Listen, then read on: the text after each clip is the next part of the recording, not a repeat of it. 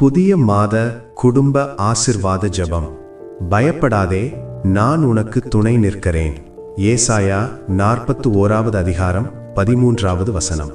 வல்லமையான வார்த்தைக்காக உம்மை துதித்து மகிமை செலுத்துகிறேன். கடந்த மாதம் முழுவதும் எங்களை கண்மணி போல் காத்தீரே, உமக்கு நன்றி செலுத்துகிறோம். புதிய மாதத்திற்காக நன்றி செலுத்துகிறோம். இந்த மாதத்தை உமது வல்லமையான கரங்களில் ஒப்படைக்கிறோம். கர்த்தாவே, எங்கள் குடும்பத்தின் ஒவ்வொருவரின் வலது கையையும் பிடித்து நடத்தும் தேவனாக இருப்பீராக. எங்கள் மனதில் உள்ள பயம், கவலை, சோர்வு அனைத்தையும் நீக்கி தைரியத்தையும் சமாதானத்தையும் கிருபையாய் தந்தருளும்.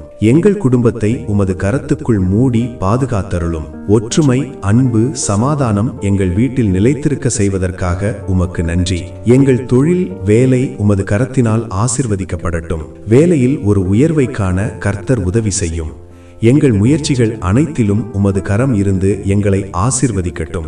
எங்களுடைய பொருளாதாரத்தில் ஒரு உயர்வை காண கர்த்தர் உதவி செய்யும். எங்கள் பிள்ளைகள் மேல் உமது கிருபையும் உமது இரக்கமும் உமது பாதுகாப்பு குறைவில்லாத ஞானம் என்றைக்கும் இருப்பதாக.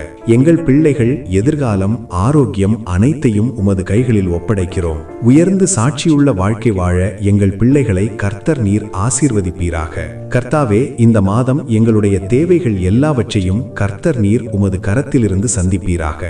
எங்கள் கடன் பிரச்சனை எல்லாம் மாறட்டும்.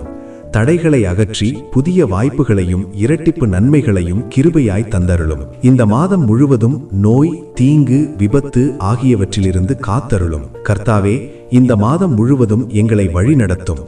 உம்மை மட்டுமே நம்பியிருக்கிறோம்.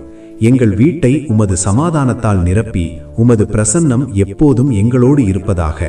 பயப்படாதே என்ற உமது வார்த்தை எங்கள் இதயத்தில் உறுதியாக நிலைத்திருக்கட்டும். உமது இரக்கமும் உமது கிருபையும் இந்த மாதம் முழுவதும் எங்களை காத்து வழிநடத்தப் போவதற்காக நன்றி செலுத்துகிறோம். இயேசு கிறிஸ்துவின் நாமத்தில் ஜெபிக்கிறோம். ஆமேன். அன்பானவர்களே, ஜெபம் தேவைப்படுகிறவர்களுக்கு அனுப்பி வையுங்கள். கர்த்தர் உங்களை ஆசிர்வதிப்பாராக.